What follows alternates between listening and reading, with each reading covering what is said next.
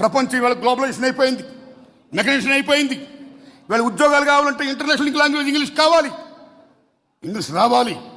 అమ్మ భాష మాతృభాష తెలుగు అయితే నడిపించే భాష నాన్న భాష ఇంగ్లీష్. మేము పేదవాళ్ళమి. అందరూ రమణ గారు లాగో న్యూటన్ లాగో సర్వేపల్లి రాధాకృష్ణ లాగో ఐక్యూ చాలా గొప్పగా ఉండదు. 90% చాలామంది చదువుకోవాలి. ఒక విజ్ఞప్తి చేస్తున్నాను రమణ సార్, మా ఊళ్ళో ఫస్ట్ బిఏ చదివాను నేను. ఆ రోజుల్లో మీరు నమ్మండి, మాలాంటి పేదవాళ్ళందరం కూడా ఇంగ్లీష్ రాక చాలాసార్లు ఫెయిల్ అయ్యాం. ప్రథమ స్థానం నుంచి ఎప్పుడు కూడా మాకు ఇంగ్లీష్ లేదు. మేము బిఏలు ఎంఏలు ఎంకమ్లు పాస్ అయ్యాం. పాస్ అయ్యి ఉద్యోగాలకు వెళ్ళాం.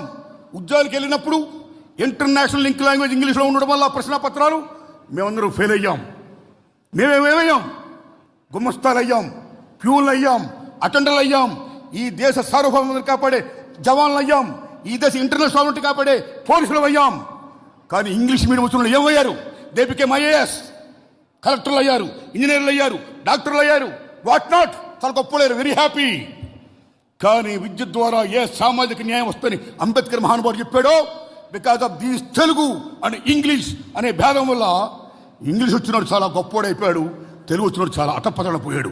అది కాకోకుండా ఉండాలంటే, విద్య ద్వారా సామాజిక న్యాయం కావాలంటే ప్రాథమిక దశ నుంచి తెలుగుతో పాటు ఇంగ్లీష్ కూడా బోధించాలని నేను కోరుకుంటున్నా. కాబట్టి పెద్దలు మీరు కూడా దయించి మమ్మల్ని ఆ యాంగిల్లో మాట్లాడి ప్లీజ్ నెక్స్ట్ సభలో ఇంగ్లీష్ కూడా మరవద్దని చెప్పండి. రమణ సార్, మీ దండం పెడతా. ప్రాథమిక విద్య తెలుగుతో పాటు ఇంగ్లీష్ కూడా ఉండాలి. This my humble request, please. Anyhow చాలా ధన్యవాదం. చాలా గొప్ప అవకాశం నాకు ఇచ్చారు.